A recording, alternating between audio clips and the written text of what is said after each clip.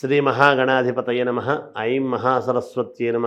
శ్రీ లలితాంబికాదేవియే నమ.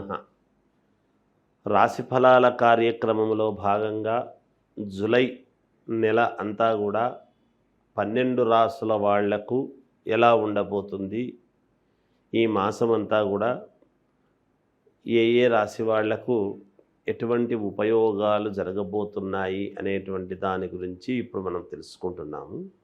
అయితే శుక్రుడు స్వక్షేత్రగతుడై ఈ జూలై 2వ తారీఖు నుండి శుక్రుడు ఎప్పుడైతే వృషభములో ఉండబోతూ ఉన్నాడో, తర్వాత కుజకేతువులు ఇద్దరూ కూడా సింహములో ఉండేటువంటి దాని వలనను,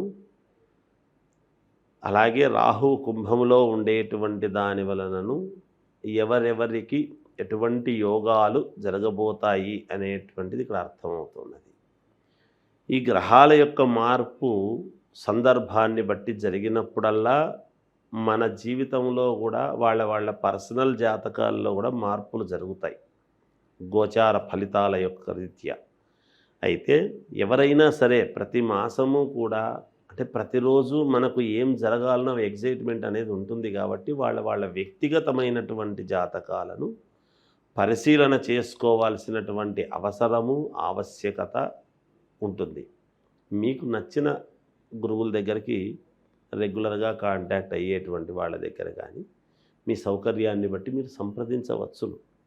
ఇప్పుడు ఇలా ఉంది అంటున్నారు, ఇది నిజమా అబద్ధమా ఏమిటి తెలుసుకోవచ్చు. తెలుసుకొని దానికి తదనుగుణంగా మీరు కనుక ముందుకు అడుగులు వేశారు అంటే చాలా యోగదాయకంగా ఉంటుంది అనేటువంటిది ఒకటి. ఈ శుక్రుడి యొక్క శుక్రగ్రహము వలన చాలా యోగాలు జరగబోతున్నాయి అన్ని రాసుల వాళ్లకు కూడా, శుక్రుడు స్వక్షేత్రగతుడై ఉండేటువంటి దాని వలన అనేది ఒకటి. రెండవది, ఎప్పుడైతే రవిస్థానములో కేతు ఉన్నాడో ద్వంద్వ రీతిలో 2 రకాల యోగాలు మిగతా వాళ్ళందరికీ కూడా రాబోతున్నాయి అనేది తెలియజేస్తూ, మిథున రాశి వారికి ఈ జూలై మాసం అంతా కూడా ఎలా ఉంది అంటే అద్భుతమైనటువంటి విధానముగా గ్రహస్థితులు చాలా అనుకూలముగా ఉన్నాయి. మిథునములో గురువు ఉండటం అనేటువంటిది ఒక యోగదాయకముగా కనపడుతూ ఉన్నది. అలాగే గతములో ఉన్న సమస్యలు ఏమైనా ఉంటే అవన్నీ కూడా ఒక కొలిక్కి తీసుకొని వచ్చి రాజీ చేసుకునేటువంటి విధానములో మీరు అందవేసిన చేయిలాగా చేసుకుంటారు. దాయాదులతో వివాదాలలో విజయం అనేటువంటిది సాధించి తీరుతారు. సమాజంలో మీ పలుకుబడి అనేటువంటిది మరింత పెరిగి మీరు ఉన్నతమైనటువంటి స్థితికి చేరటానికి దోహదపడుతుంది. దూర ప్రయాణాలతో నూతన వ్యక్తులతో పరిచయం కావటము, తద్వారా మీరు చేసేటువంటి పనికి ఒక ఉపకృతి జరగటము, మేలు జరగడం లాంటివి జరుగుతాయి. అన్ని రంగాల వారు ఆశించినటువంటి లాభాలు పొందుతారు. మిథున రాశి వాళ్ళల్లో ఈ రంగంలో ఉన్నవారు, ఆ రంగంలో ఉన్నవారు అనేటువంటిది ఏమీ ఉండదు. అన్ని రంగాలలో ఉండేటువంటి వాళ్లకు చాలా యోగదాయకముగానే ఉన్నది. అలాగే వృత్తి వ్యాపారాలు విస్తరణ చేస్తారు. కొంచెము ఒక చోట పెట్టిన షాపు ఇంకో చోట కూడా పెడదాము, ఇక్కడ ఒకటి పెట్టాం మనం ఇంకో చోట కూడా పెడదాము అనేటువంటి ఆలోచన కావచ్చు. లేదా మీరే ధనాన్ని ఇంకొక దాంట్లో 2-3 దాంట్లలో ఏదైనా వ్యాపారాలలో కాస్త భాగస్వామ్యముగా పెట్టడము లాంటివి కానీ ఇలాంటివి కూడా చేసే అవకాశాలు ఉన్నాయి మిథున రాశి వాళ్ళు. బంధుమిత్రుల యొక్క ధన సహాయం, బంధుమిత్రుల నుండి ధన సహాయం అనేటువంటిది మీకు అందుతుంది. అంతేకాకుండా కొన్ని పనులలో బాగా వేగవంతముగా పనులు పూర్తి చేసుకోవాలి అనేటువంటి నిర్ణయంతో చాలా వేగంగా పూర్తి చేస్తారు. ఉద్యోగస్తులు కష్టానికి తగినటువంటి ఫలితం అనేది మీకు తప్పకుండా లభించి తీరుతుంది. ఉద్యోగస్తులు ఉన్నతముగా, అంటే ఏదైనా పై అధికారుల యొక్క మెప్పు వలన గురువు మిథునములోనే ఉండేటువంటి దాని వలన దైవానుకూలము చేత అనూహ్యముగా మీ యొక్క జీవితంలో కొన్ని మార్పులు చేసుకునేటువంటి అవకాశం ఉన్నది ఈ మాసంలో.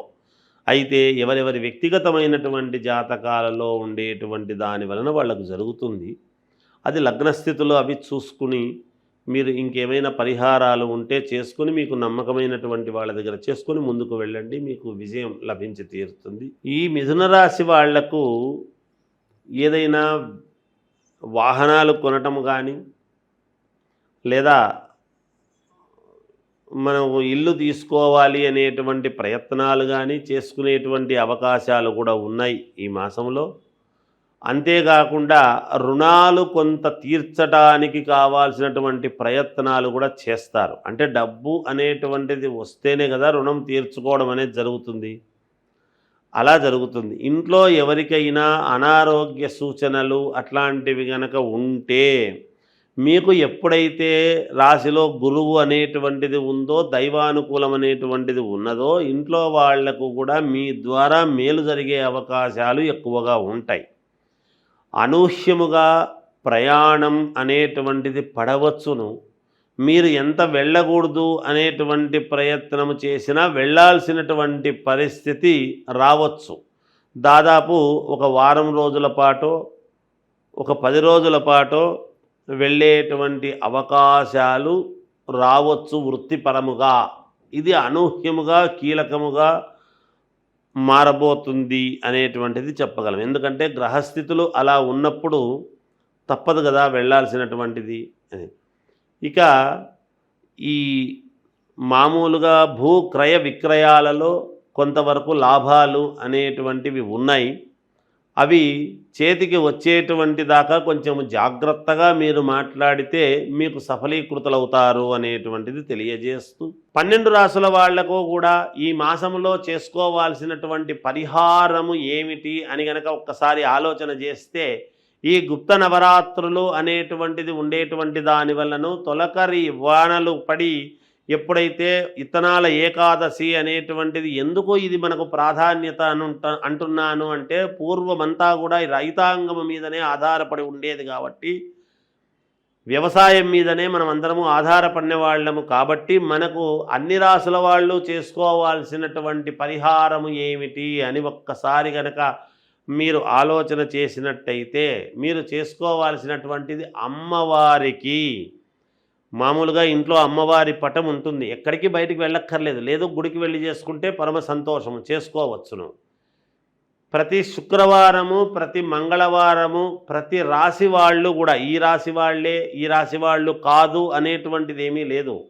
12 రాసుల వాళ్ళు కూడా ప్రతి మంగళవారము, ప్రతి శుక్రవారము సాయంకాలము రాత్రి 10 గంటల లోపల మీరు చేయవలసినటువంటిది ఏమిటంటే, కాళ్ళు చేతులు కడుక్కున్న తర్వాత ఒక అమ్మవారి పటం ముందు కానీ లేదా అమ్మవారిది విగ్రహం ఉంటే విగ్రహం ముందు కానీ కాసేపు ఒక్క 10 నిమిషాల పాటు కూర్చొని, 10 నిమిషాలు మాత్రమే కూర్చొని 5 తమలపాకులు, 5 ఒక్కలు, 5 పసుపు కొమ్మలు పెట్టి రాత్రిపూట, ఎందుకంటే గుప్త నవరాత్రులు అనేటువంటివి జరిగి ఉంటాయి కాబట్టి రాత్రికి చాలా ప్రాధాన్యత ఉన్నదని తెలియజేస్తున్నా నేను మీ పనులు కావడానికి. అలా కూర్చొని అమ్మవారిని ఓం శ్రీమాత్రే నమః, ఓం శ్రీమాత్రే నమః, ఓం శ్రీమాత్రే నమః అనేటువంటి మంత్రాన్ని 108 సార్లు, అన్నిసార్లు మేము చేసుకోలేకపోతున్నాము గురువు గారు అంటే పెద్ద విషయం ఏమీ కాదు. మనకు పనులు కావాలి అన్నప్పుడు ఒక 108 సార్లు. అయితే నేను చెప్పినట్టుగా బయటికి మంత్రము చెప్పకండి, లోపల మనస్సులో మననము చెయ్యండి. మంత్రానికి మననం చేయటం అనేటువంటిది చాలా ఉన్నతమైనటువంటి విలువ కూడా. నేను బయటికి చెప్పకపోతే మననం చేస్తే మీకు ఎలా అర్థమవుతుంది? ఏదో గురువుగారు మూగ భాష చెప్పినారని అనుకుంటారు. అలా అనుకోకూడదని నేను బయటికి చెప్పాను. నిజానికి మంత్రాలు బహిర్గతం చేయరాదు, అందుకనే ఉపదేశం అంటారు, చెవులో చెప్పాలి. అయితే ఇప్పుడున్నటువంటి పరిస్థితుల దృష్ట్యా యావత్ ప్రపంచానికి ప్రసార మాధ్యమాల ద్వారా వీళ్ళు ఎంతో ఉన్నతముగా అందరికీ తెలియాలి అనేటువంటి తాపత్రయంతో చేస్తున్నందుకు గాను ఆ యొక్క దీన్ని మీరు సద్వినియోగం చేసుకుంటారు అనేటువంటిది అనుకుంటూ ఈ యొక్క ఇది మీరు చేస్తే మీకు మేలు జరుగుతుంది అని తెలియజేస్తూ జయోస్తు.